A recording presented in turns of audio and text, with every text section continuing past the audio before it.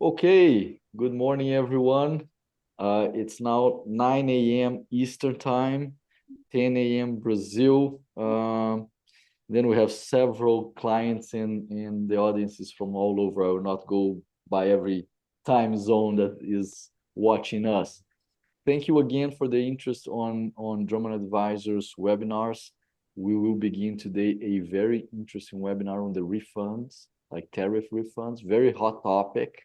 We have been working on this for the past several weeks, and clients have been asking us to put together a webinar or articles and etc. just to share the knowledge that we have acquired as we serve those clients. Okay, so here we are. The webinar today is going to be 1 hour. Vicky and Marcelo, they are leading this service here at Drummond Advisors, so they will be the speakers, and I will be just moderating here. My role is just to go through the slides, okay, guys? Let's get started. A little bit about ourselves. Well, first, some mechanics on the webinar. I think everybody can hear me well. Marcelo, can you hear me well? Vicky, Yep. everything okay? Yes. Okay. Guys, with respect to questions, okay, we have some time left at the end to answer questions, but do not wait until the end to send questions. You are more than welcome to send as we go during the presentation. And then sometimes I pick and choose one or other question to answer before the end, if it's consistent with the topic that we are talking, if it clarifies a specific topic. So send it in, but we will answer to your questions at the end anyway. Okay. So a little bit about ourselves, Drummond Advisors. So we're specialized in the soft landing of multinational companies in the US. We have several lines of businesses: accounting, tax, legal, and advisory. So we are a one-stop shop for foreign entities doing business in the US. So if your business is coming to the US or is already in the US and have international exposure, feel free to count on us. All those areas, they work together. The team that will be talking to you right now are the legal team. Marcelo and Vicky, they are licensed lawyers in New York and Florida respectively. Marcelo today is speaking out of our São Paulo office. Vicky is speaking from our Miami office. We have a team of over 400 employees, 16 years of experience, more than 13,000 clients served.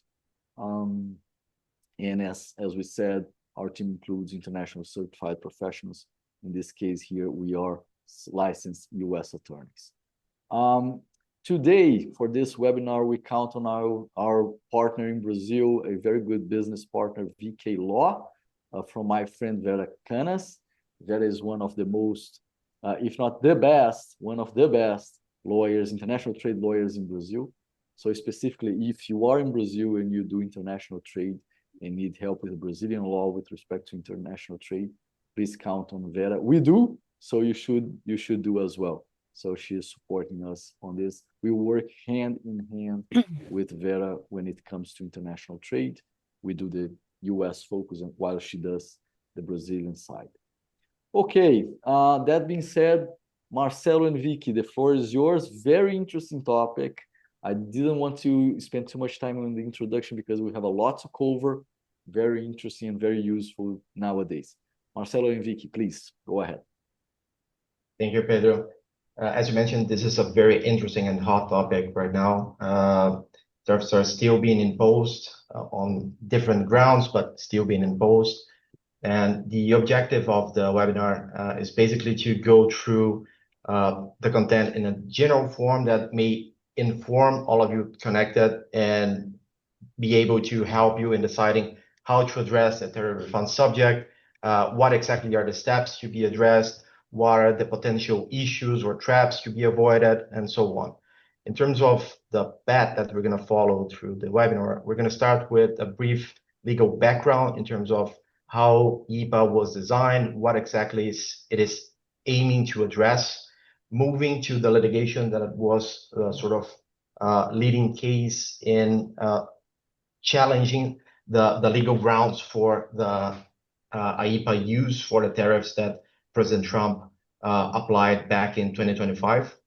After that, we're going to go through some practical points in terms of why it is important that you take action in specific points and how to address that, going through details on how the ACE portal works, how the CAPE refund process actually is moving, or practical inputs in terms of what we've done for the clients already and that we can share with you to sort of guide you in your analysis as well.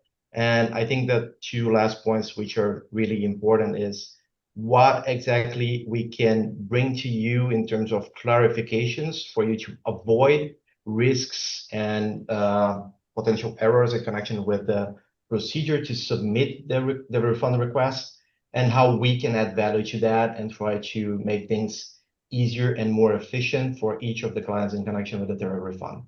That being said, I'm just going to get to Vicky, who will conduct the presentation in material terms, and we'll jump in for specific inputs as we go through.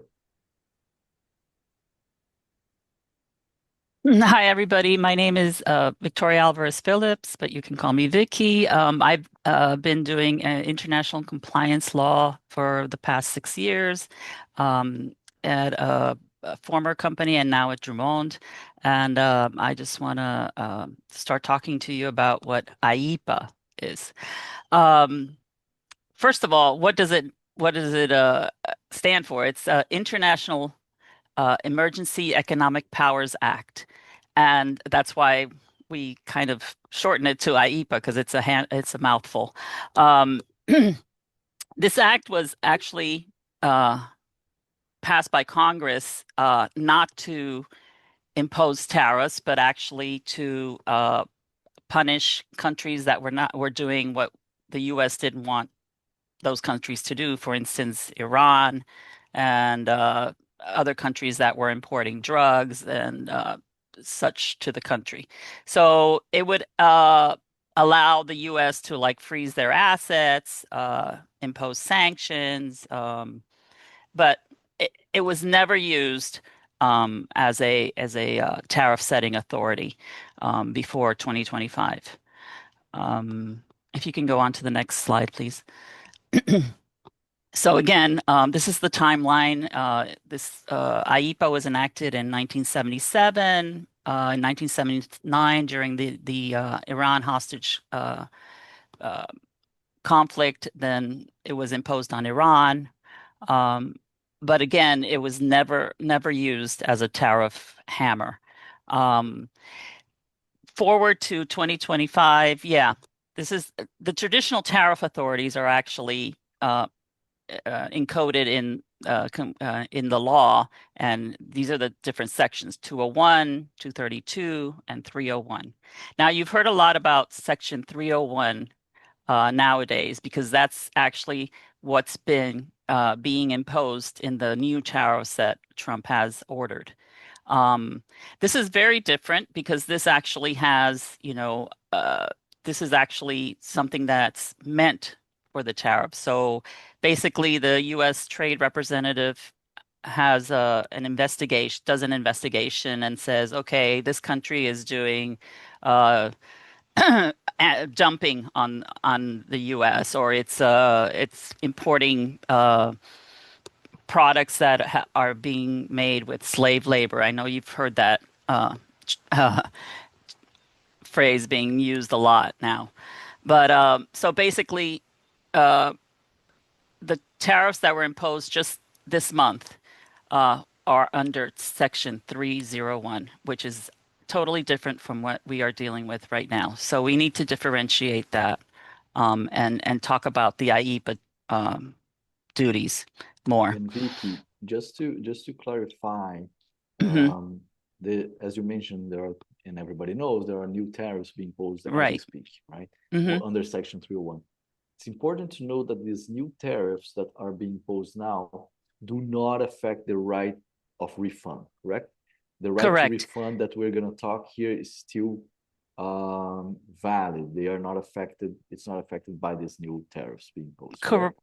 Correct. And that's why we wanted to kind of like give you a little background because the refund in IEPA is still valid. It's been ruled unconstitutional. So that's what we're going to go into right now in the next slides. So the Liberation Day, I know you remember that Trump coming out in the Rose Garden with like the tablets, just like if he was Moses. Oh God, we Um, do remember. Right? Unforgettable. It was very unforgettable. Yeah. He came out with that large poster board with all the countries and the different rates that he was going to impose on the different countries. So that's actually what was imposed in April of 2025. And he everybody said what? And they started suing. Luckily in the US we have that um, that ability to say, wait a minute, President, you can't just unilaterally say something and not not answer to Congress or to the courts with you know with your powers. We do have that check and balance. So um, as you can see from the slide here, pretty much the tariffs went up to 41%, and $166 billion were collected under this law Wow. between One between April, 166 yes, billion between dollars. April and February of 2025 and 2026. That's the amount that was collected under this law. So folks, there is $166 billion to be refunded. Okay, that's the size of the problem that we are dealing That's here. the size of the pot. Yes, that's the Yes. size of the pot. So, again, as I said, the states and the importers were like, wait a minute, you can't just unilaterally use this law to collect tariffs. So, a lot of litigation was instituted and the Court of International Trade, specifically May 28th, 2025. Um, it went through the courts. Um, through the Federal Circuit, which ruled on it, and then it went to the Supreme Court in November, and then finally the decision came down in February 20th of 26 that the Liberation Day and IEPA was the law in IEPA did not allow the president to do what he did on Liberation Day. This is that it was unconstitutional, that he had no power to do what he did. Yeah, Um, invalid from the start, right? It's Vicky is invalid important. ab Yeah. initio, which means from the start. So, which means that any tariffs that were imposed from April 20th, 2026 through February 20th, I'm sorry, April 2025 through February 2026, all of them were invalid. Okay. So that's the dates that we're looking for, and that's a very important because those are the imports and duties that we will be looking at. That's the primary dates.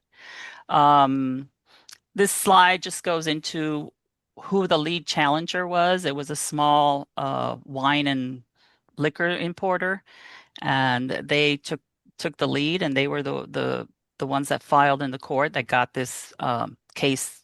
The case is rolling, and everybody joined in, and they prevailed. Um, Interesting, huh? I Vicky, didn't know, Vicky, that was a small importer. Yes, it was a very small importer.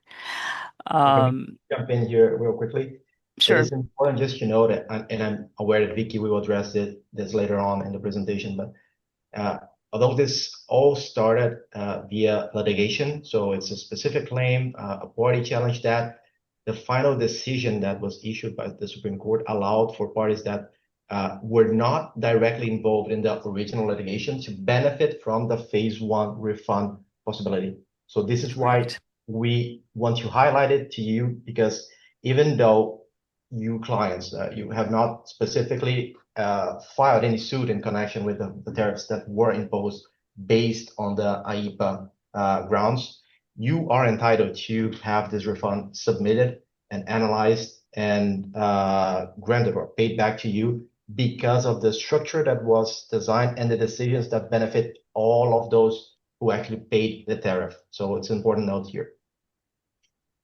Good point, Marcelo. Good point.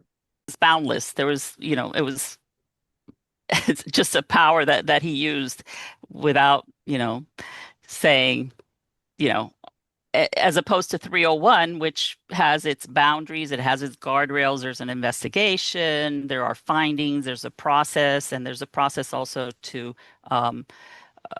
contest these duties through 301. Yep. We're not going to go into that right now because that's not in the scope of this webinar, but we just wanted to highlight that there is a difference between the IEPA and Section 301. Just to piggyback on what Vicky just mentioned, the distinction here in terms of the grounds for applying the tariffs is important because what was challenged and originated the right of being refunded relies on the original application as the sort of backbone for the tariffs that were applied. This was challenged. The decision was issued in connection with this challenge, and now we have this structure allowing the refund that was originally based on the IEPA grounds. We have challenges ongoing right now in courts in connection with the use of Section 301 as well. Those are ongoing, so we do not have a definition on full terms right now for those tariffs that are currently applied based on that specific rule. So this is why it's important to go through this sort of legal background in terms of what was applied based on what, so you guys can actually see what may actually be recovered or not in terms of the tariffs that were paid based on the IEPA grounds and not right now in terms of what was or is currently being applied under Section 301. Right. Can I move on, Vicky? Yeah, move on. And then just briefly, Section 301 does have a process, again, to protest these tariffs, but we're not going to go into that because that's not what the webinar is focusing on. But we do want to give you this slide because we want to make sure that you know that there is a refund opportunity under 301, but that's not what we'll be focusing on at the moment. And guys, if you have any issue with Section 301, please reach out to Vicky, to Marcelo, and I as well. Yeah. It's just that this is not the focus now, but remember, Section 301 is being litigated, as Marcelo said, and you do have the right to protest as well. So just Right. let us know, and we'll be happy to assist. Yeah. Okay. Next. Okay. So, what is the actual framework that the court set up for the refund process? The actual refund it's a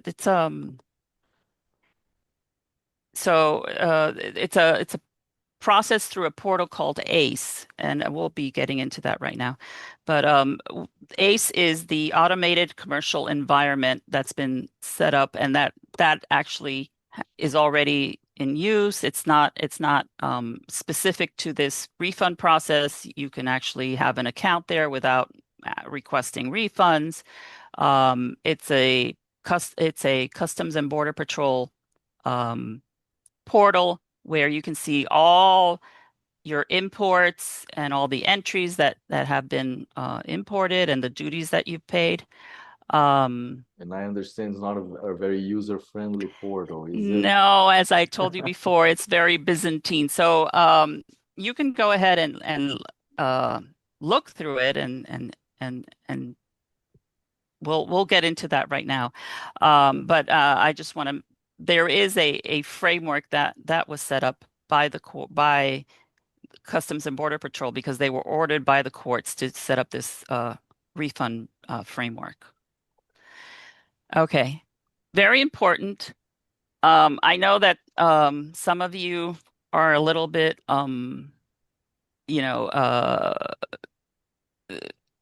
confused by the definitions of what is a liquidated and an unliquidated entry. Okay. Liquidated entry is not the date that you paid your duty. It's actually an arbitrary date, not an arbitrary date, but a date where customs says, okay, we've defined what your goods are, and we've made a final determination as to what duty will be paid on those goods. So say, for example, you imported something in May, and you paid that duty when the goods came in. However, Customs says, we don't know exactly what you brought in. We're still trying to define that. We'll finalize that duty in August of this year. So that would be the liquidated date, August, instead of May when you paid. So this is a very important distinction because in the framework of the refunds, there is a time limit, and it says you can get a refund on your unliquidated entry or those that were liquidated 80 days prior. Okay, so this is one of the things that we have to analyze as attorneys to see whether your entries will be refunded or are eligible for refunds. It's a little bit hairy, and it's a little bit that's where the fuzzy and everything comes in, where you have to analyze the reports as to what's liquidated, what's unliquidated, what's 80 days prior. And that's the distinction, and that's what we're looking for when we are analyzing your entries through the ACE portal. Thanks, Vicky. Vicky, I think that point answers a question. The question is, how far back can companies typically go when seeking tariff refunds? So I guess you just answered. Yeah. And it's the answer that every lawyer gives, right? Depends, guys. Depends. It depends. On all these factors, and we'll check. And that's exactly why it's good to hire somebody like us, because we can go and analyze your entries. We can go into the portal and go through all those reports and say, okay, this entry doesn't qualify, this entry qualifies.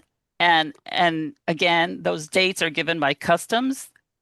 We need to pull the reports from that portal because the entry reports that you receive from your custom brokers generally do not have that liquidated date.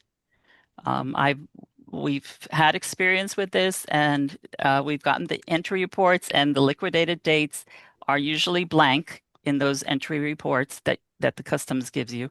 So it's important to go into the portal and or have somebody like us go into the portal and review all those. Yeah. Two points here. One is that fortunately, it depends, or the uncertainty right now in connection with the definition of the date, as we've seen in practical terms, actually typically plays in the client's favor, because it allows for a bigger window in which you can actually claim a refund. So we've seen that in practical terms.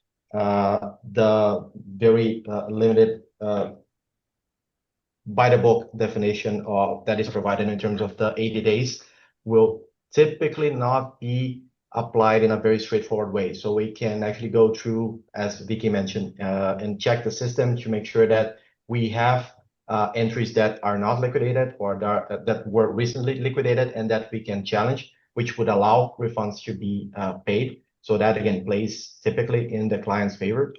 The second point, as Vicky mentioned and Pedro highlighted as well, this is why we understand we as lawyers actually add value. First, because the system is not super intuitive. It's not easy to navigate. The information that we actually need to find there is not explicit. It's not super easy to navigate the system and find what we need to identify in order to go through and submit a refund request. So we understand that we add value going through that and identifying exactly what needs to be submitted for the refund request itself. And again, Pedro, this is the phase one definitions that we're doing. There is a phase two and a phase three that are still being I guess, litigated and being defined. So at some point, the courts may say, okay, what are you doing about the entries that were already liquidated and are past the 80-day date? So, Customs has said, oh no, those we can't refund. But I think the court has not ruled on that yet. As the Supreme Court said, since these tariffs are unconstitutional, I don't know what the lower court is going to say. Maybe no, you have to return those also. So, but that's still being litigated. That's still in flux. So right now for sure we can get the unliquidated entries and the ones that have been liquidated 80 days prior. Great. So those other ones, I mean, they may still be on the table at some point. Okay. Guys, remember, if you have any additional question, I just pick one question that came in. If you have any Right. additional questions, we have the Q&A section. The Q&A section is right at the bottom of your screen. Just click the Q&A, send your question. We will have some time at the end, but I can always pick and choose one question during the presentation. So please send your questions. We're happy to answer. Please Okay. go ahead, Vicky. So the ACE portal, again, that's the automated commercial environment, and that's run by Customs and Border Patrol. And really, this is the key to getting the refund. You must be registered on this ACE portal in order to get the refund. And the reason why is because the refunds are not being sent by check. They will be sent by ACH back to the importer of record. And the ACH has to be registered in this ACE portal. So you'll be creating an account in that portal under your name or under your customs broker's name, and this is how you will be submitting the entry list of the refunds that you need, the list of entries that you need. So again, this is very important. The ACE portal has a web page that shows you how to actually make the account. You usually talk to your customs broker and get the appropriate numbers, and they'll send you like emails back and forth to verify that it's you, and then you can create that account. In that, go ahead. Oh, sorry, Vicky, just for those who are not super familiar with the terminology here, ACH is pretty much the electronic wiring. So that should help especially the Brazilian clients that are connected. Right. With the Brazilian mind here, we are not super used to getting a refund or a payback via check. That is quite common in the US, but that is not going to be the case for the refund that we're discussing right now. So this is going to be repaid or refunded via ACH. So it's an electronic wire in which the funds will hit your specific account directly. So there's not going to be this intermediary procedure. Right. And so under that ACE portal, Customs built a new tab called the CAPE, which is Consolidated Administration and Processing of Entries. So this is where you will file the entries that you want refunded, and this is where you'll keep tab of whether the refund has been accepted, whether you have any problems with your entries, and whether it's been paid or not. So it's its own little tab under this whole ACE portal, and that's how we can also keep track of whether there's any problems with any entries that have been submitted. So this is only phase one for the whole entries. So Vicky, yeah, if I can, before we go too far from timing, I have a question here sure. with respect to timing in general. And that deals with interest rates, right? How do interest rates affect the value of the tariff refunds? Okay. What should companies consider when evaluating the final amount? Okay. So right now, refunds, the way they're, I was going to come to that later, but the refunds, the way that they're going, will have interest attached. I believe it's like 6.5% interest that will be given on the amounts due. Again, it's like a 60 to 90 day refund window for these refunds once you submit the entries and once they have been accepted. Now the interest is going to be considered ordinary income, so you might want to There will look be into that taxation too. on it. Yeah, so you might want to look into that also. But that's basically what That's has been. when we call our people, That's when the our CPAs get accountants, involved. yeah, and the Yes, tax guys here at the firm and say, hey, listen, help us out. correct. So that's Vicky, that's please, what about the ACE account? I understand this is the core of the process, right? The right. portal, the account, the inputs. Right. And this is another way we can also like add value. We can help you set that up. We can help you like say, okay, what paperwork do I need? So this will be something that we can help with. Usually you also need your customs broker to give you some information to help you set this up. But it's not daunting. It's pretty straightforward if you've ever set up an account online. So it's basically sending your information and then, they send you back an email to verify your emails, stuff like that. But again, this is where you'll enroll and you'll enroll the ACH, which is important that you have a U.S. bank account because they are not doing foreign bank accounts. You have to have a U.S. bank account to get the refund.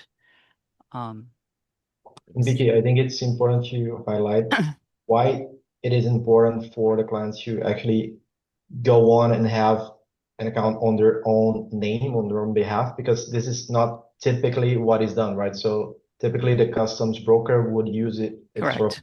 master account to make the registrations, right? Right, correct. But it's important to have your own account in order to get that money back. And basically, the law says that only the importer of record can file the CAPE entries. So the refund entries have to be filed by the importer of record, which means we can't do it for you. Unfortunately, they didn't allow attorneys to file for the clients. So we will have to like show you how to do it. We will give you the list of entries that you can file. It's a simple process, but again, it's the importer of record that needs to file the CAPE entry. So the CAPE filing process, again, we can also assist in this. We would pull the reports, prepare what needs to be prepared as to the entries, and then we would give you that and tell you how to submit that for a review.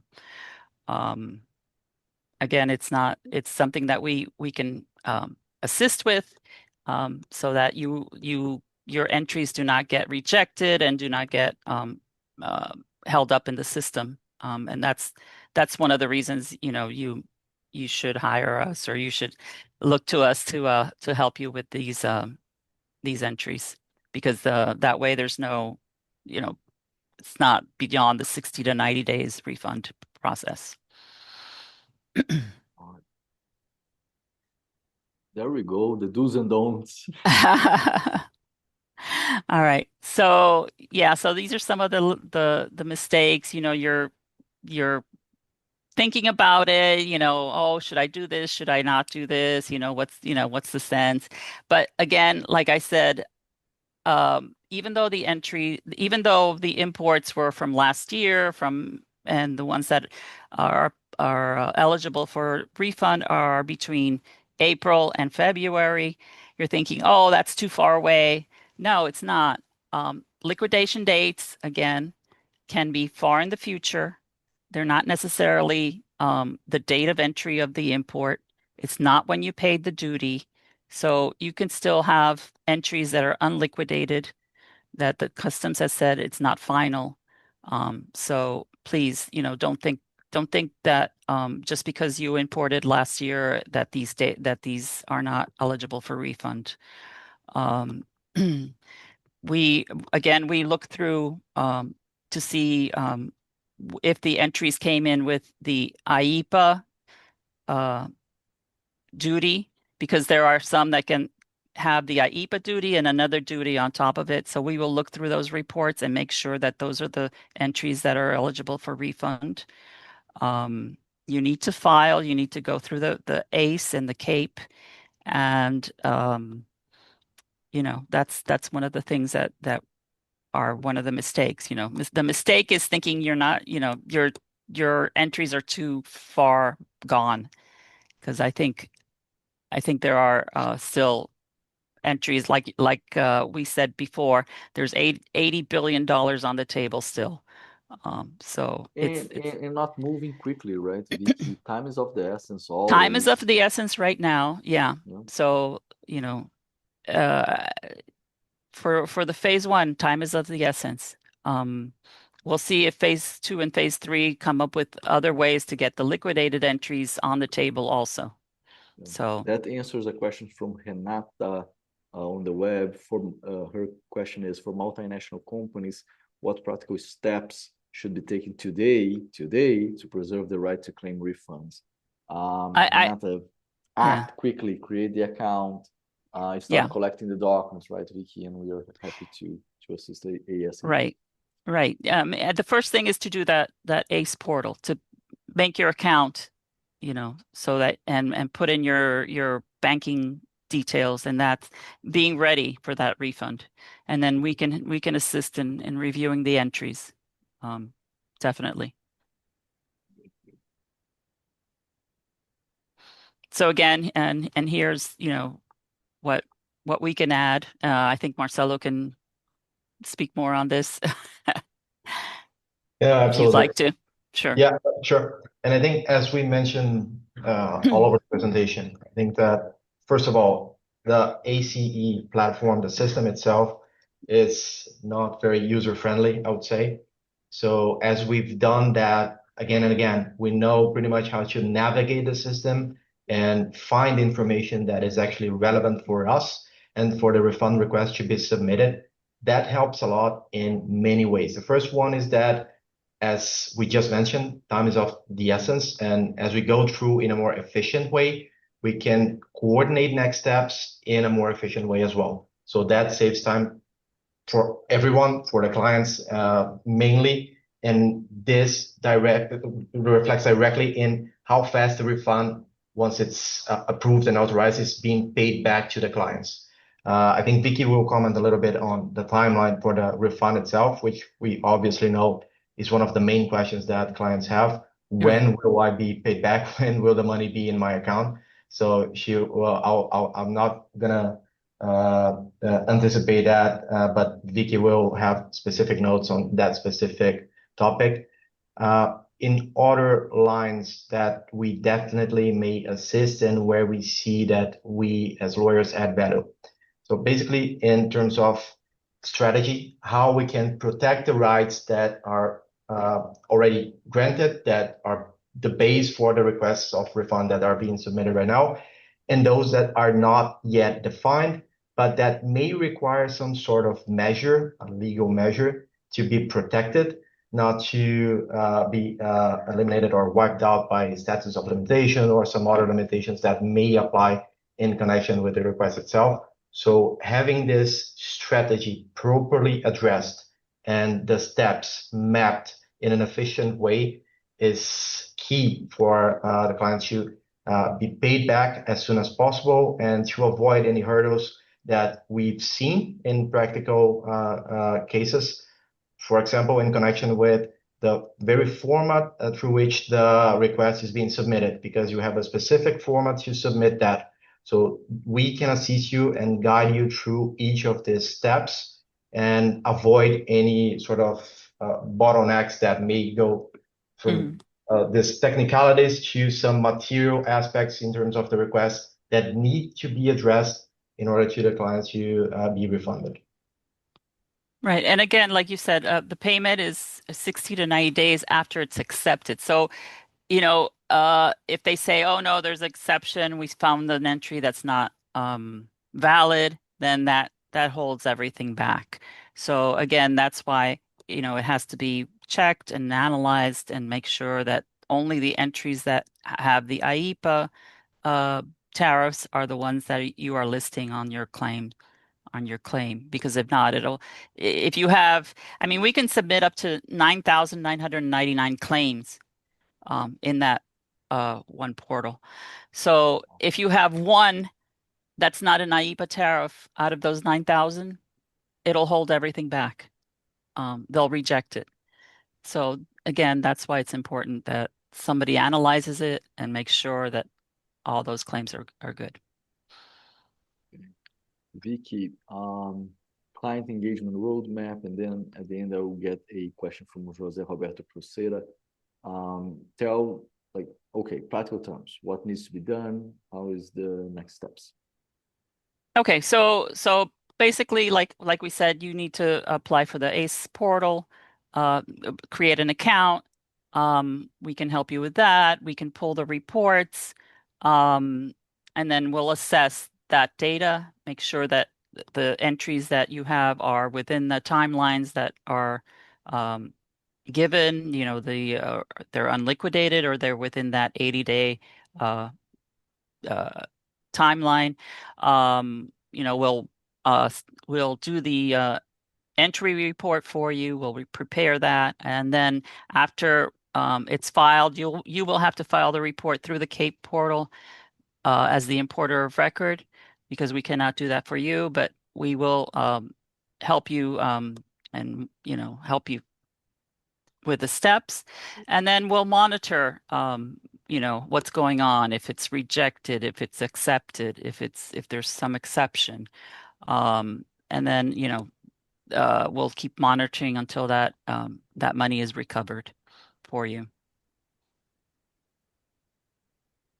I think one practical note as well that we may share with the client, that to the extent that you have already mapped out, and it might be the case that you end up using different customs brokers in the US, not only one, but multiple. To the extent that Right. you can try to map that out and have that ready to be shared with us or with your advisor, that is important, because sometimes going through the procedure to have the ACE account, although it's not something complicated, it may take a little while. If we have direct contact with the customs broker, that helps, because and typically they are aware of the whole structure, they can sort of start providing the information that we need to check everything in connection with the refund request itself. So to the extent that you have that organized and ready to be engaged and accessed, that is important and helpful for our review as well. And a note, just because you have different custom brokers doesn't mean that there'll be different ACE accounts. It'll be one ACE account, and that the entries from the different custom brokers can be consolidated in that in the reports there. Great, great. Yeah. Question coming from José Roberto here on the Q&A. How much will Drummond charge for this refund process? José, first of all, we understand you all have been hit hard with these tariffs, right? So the fee structure that we created was to be like charge the minimal amount. So we are charging a very minimal amount to start the process, and then we are charging just on a contingent fee upon the success. In other words, a success fee with all the boundaries of contingency fees on our profession. So everything that we will do is charge very minimal at the beginning. That's what we are doing, and then a percentage when and if we are successful in the claim. Okay. Mhm. And send a message to Vicky, to me, to Marcelo. We are happy to provide you with a detailed fee for you. Yep. And I would just add that the rationale here is that we want to share the risk with the clients. So we obviously want to make sure that the assessment is totally implemented, that we have all the material, and this is why basically we're charging this very minimum fee to go through this preliminary review process. But the client's intention and our intention is to get back or be paid back as much as possible. and that would certainly benefit the clients. And we want to make sure that we are completely aligned in terms of making everything possible to have the refund paid back as soon as possible to the clients. Yeah, Right. here's a case study. Vicky, can you tell us a little bit more? Okay, so here's a case study. There's an importer, and he goes ahead and uh, imports all these goods, and he pays 1,240 in duties, or 1.2 million. I don't know. I think that's wrong in the slide. So he he gets an audit of those duties. I mean, it's not necessarily, you don't necessarily get, I think what we're trying to illustrate here is you might not necessarily get all the tariffs that you paid. And the problem is, again, the liquidated and unliquidated entries. So some of them may be too far gone for this phase one. So if you can get, maybe like two-thirds of what you actually paid, I think that would be, feasible. Again, you won't necessarily get all the duties that you paid, but you should try to get as much as possible from this process to get it. One note here, I think it's important, is not being paid right now for everything that was paid in terms of tariffs under the IEEPA grounds does not mean that later on you would not be able to do that. Right. That has been, we are addressing phase one right now. So there's phase Right. two, potentially phase three as well being discussed. We just want to highlight that there's still the potential for getting paid back for everything. But right now, what Vicky is pointing out is that due to the limitations in connection with phase one, you might not be able to immediately recover everything that was paid under the Right. IEEPA baseline. Yeah. Yeah. And once you have an account in ACE, I mean, if the courts say, okay, go back to those liquidated entries, and send them to customs and have them refund that. So you've already like done the step. You're already like you're ahead of the game. You already have that account. So you can go back. It's not an extra step for you. You can go back and get like I say, if phase two, if they decide, phase three, if they decide to use it for the liquidated entries, then you're already ahead of the game. So Immediate this is, action checklist. Call to yes. act.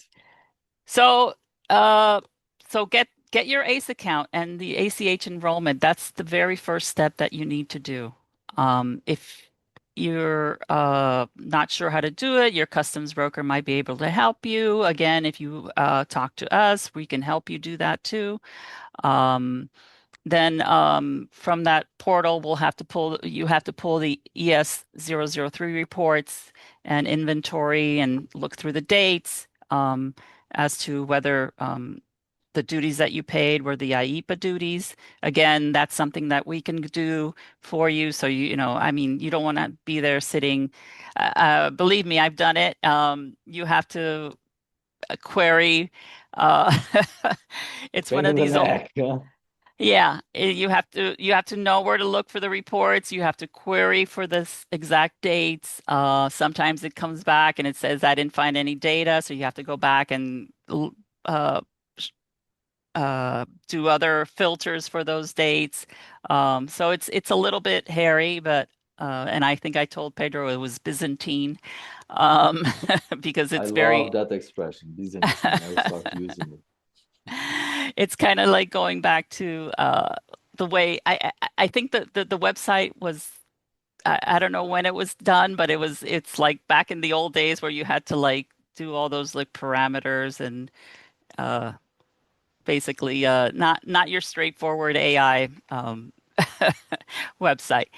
Anyway, so you'll have to sort through those entries and then create a CAPE declaration of all those entries and then file it. So I think the first thing, the immediate action is setting up the ACE account. Really, that is the one primary thing that you should be doing. And everyone, remember, we'll share this presentation. Okay, so first, for those who are here, we'll share the presentation. Second, this will be available on YouTube. So no need to take notes on anything like that. You have access to the slides and you can watch again on our YouTube. It's going to be available probably. It's usually 24 to 48 hours. Our communication department uploads online. Okay. Guys, we are getting to the end of it. We have our contact information. Lucas from our communication department that is assisting us here. He just put on the webinar chat our email addresses.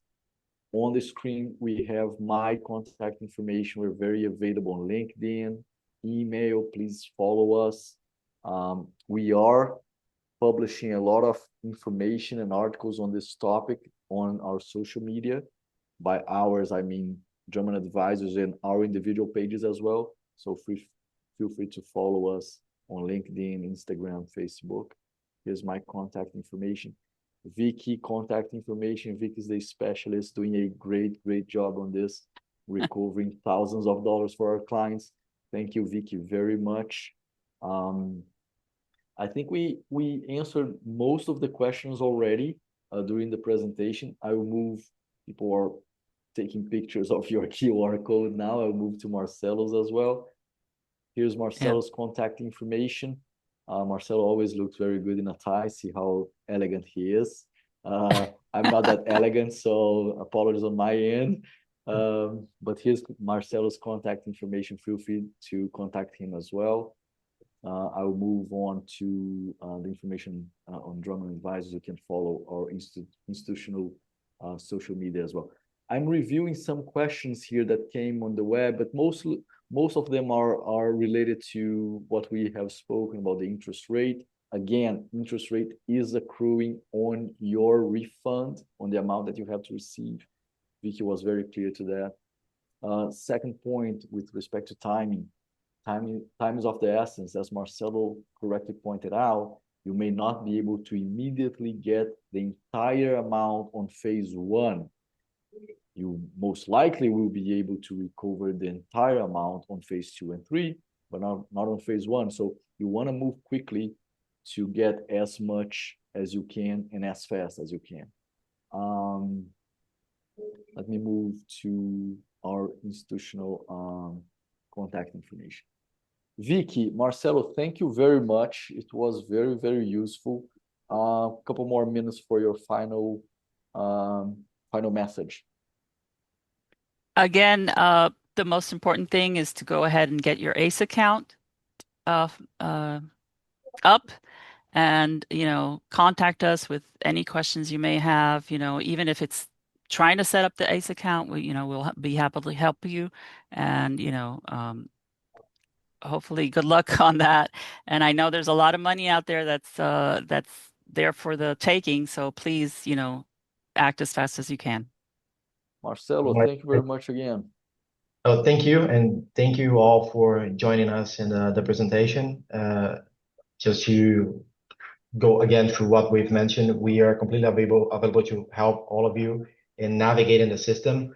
We know it's not super easy to go through all of that, and there's a lot of information that was shared with you today. So we're more than happy to engage directly on one-on-one discussions with each of you and try to understand how we may assist you in the best way possible. Great. Vicky and Marcelo, great job. Well done. Fantastic webinar. Last but not least, we have our Lucas from our communication department. No webinar is done without the support of our communication department. They do a great job. Lucas, on behalf of the entire department of communication, Lucas, thank you very much. Guys, I hope this was useful to you all. Thank you very much for attending. Vicky and Marcelo, well done. Great job. Thank you, guys. Bye. Thank you. Thank you, everyone.